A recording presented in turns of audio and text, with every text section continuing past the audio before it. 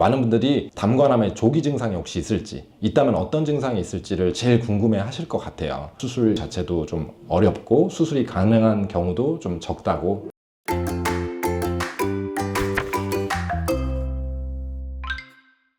오늘 시간은 암 타파, 췌장과 연결되어 있는 담도암에 대해서 설명드려보는 시간을 가져보도록 하겠습니다. 제 화면을 보시도록 할게요. 췌장암 다음으로 가장 또 예후가 좋지 않은 암으로 담도암, 담관암 이렇게 이제 얘기하는데, 일단 둘 다 같은 말이기 때문에 담관암이라는 명칭으로 통일하겠습니다.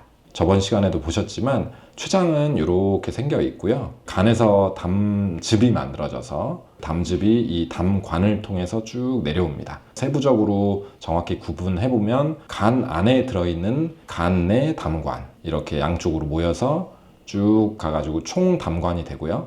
담즙이 담낭에 잠깐 모였다가 다시 이렇게 음식을 먹으면 쭉 타고 내려와서 십이지장으로 분비됩니다. 췌장액과 같이 뭔가 이렇게 가지들이 섞이고 또 섞이고 이렇게 해서 이제 이렇게 나뭇가지가 이렇게 생겨지죠.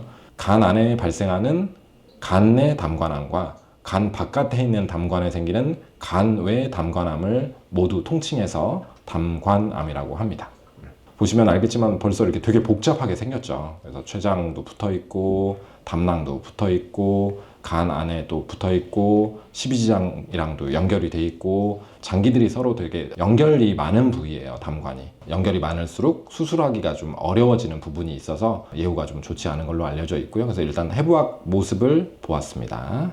검사는 다 똑같은 방법으로 이루어집니다. 초음파 영상을 통해서 확인을 할 수가 있고요. 이 초음파는 조금 제한적인 게 여기 있는 총 담관까지 다 관찰하기는 거의 불가능해요. 이 관 안까지 보려면 CT 검사밖에 확인할 수 있는 방법은 없습니다. 그래서 정확하게는 간 내에 있는 담관을 초음파로 관찰을 할 수가 있고 그 옆에 담낭을 초음파로 확인할 수가 있고 그 외에 이제 아랫부분 총담관과 이쪽은 초음파에서 발견이 조금 어려운 경우가 많다. 그리고 모든 담관을 관찰할 때는 복부 CT를 통해서 확인할 수가 있는 부위입니다. 자, 지금까지는 이제 담관의 해부학 구조와 어떤 검사를 통해서 담관을 이제 관찰할 수 있는지 말씀을 드렸습니다. 많은 분들이 담관암에 조기 증상이 혹시 있을지, 있다면 어떤 증상이 있을지를 제일 궁금해 하실 것 같아요. 굉장히 작은 초기에는 증상이 생기는 게 사실 어불성설이죠. 좀 초기에 증상이 생기는 게 굉장히 좀 어렵고, 그나마도 가장 빨리 증상이 생기려면 조기에 종양이 담관을 막아서 담즙 흐름을 정체를 일으켜가지고 황달을 만들어야지 증상이 생기게 되는데요. 그게 이제 가장 빨리 생길 수 있는 증상인데, 근데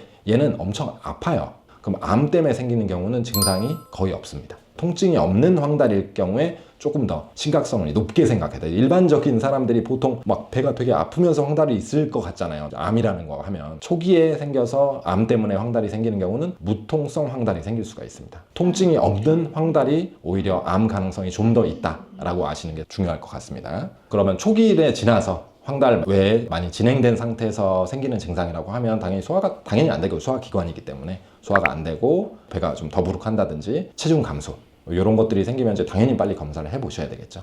췌장암 다음으로 예후가 안 좋은 게 이 담도암입니다. 왜 이렇게 안 좋은지 말씀을 드려보면, 일단 예후가 얼마나 안 좋은지를 먼저 봐야 되겠죠. 10년 전과 비교했을 때 10년 전 5년 생존율이 20%, 현재가 30% 정도라고 알고 계시면 될 것 같아요. 점점 좋아지고 있는 건 맞지만 예후가 굉장히 좋지 않은 암입니다. 복부에 깊숙이 있고 간 내 담관도 있고 간 외 담관도 있기 때문에 굉장히 긴 관을 다 확인해야 되기 때문에 일단 검사 자체가 용이하지가 않고요. 국가암 검진 항목에 포함되어 있지 않습니다. 그래서 일반적인 사람들이 자기 돈을 들여서 검사를 해야 되는 부분이다 보니까 자주 시행하지 않는 부분이긴 해요. 그런 것도 좀 클 것 같고, 구조물이 연결이 워낙 많이 돼 있다 보니까 발생했을 때 전이도 좀 쉽게 일어난다. 그리고 발견이 되더라도 주변 구조물과 연결성이 되게 많기 때문에 고기만 똑 잘라내기가 불가능합니다. 그래서 굉장히 여러 부위를 자르고 이어붙이고 해야 돼서 복잡성이 높아지기 때문에 수술 난이도가 높아지고 수술 범위가 커져요. 그러니까 환자의 컨디션과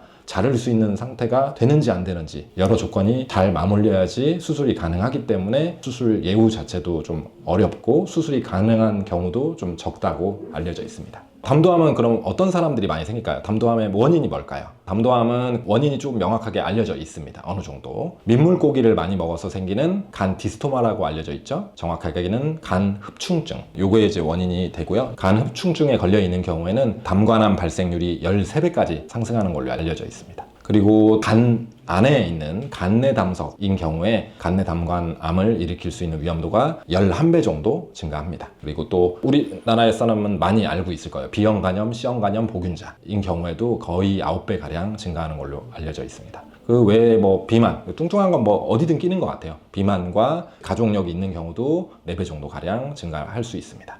자, 오늘 시간에는 담관암이 왜 발견이 어려운지, 어떤 검사를 통해서 확인할 수 있는지, 어떤 원인들이 있었는지 알아보는 시간이었습니다. 다음 시간에는 증례를 통해서 알아보는 시간을 가져보겠습니다.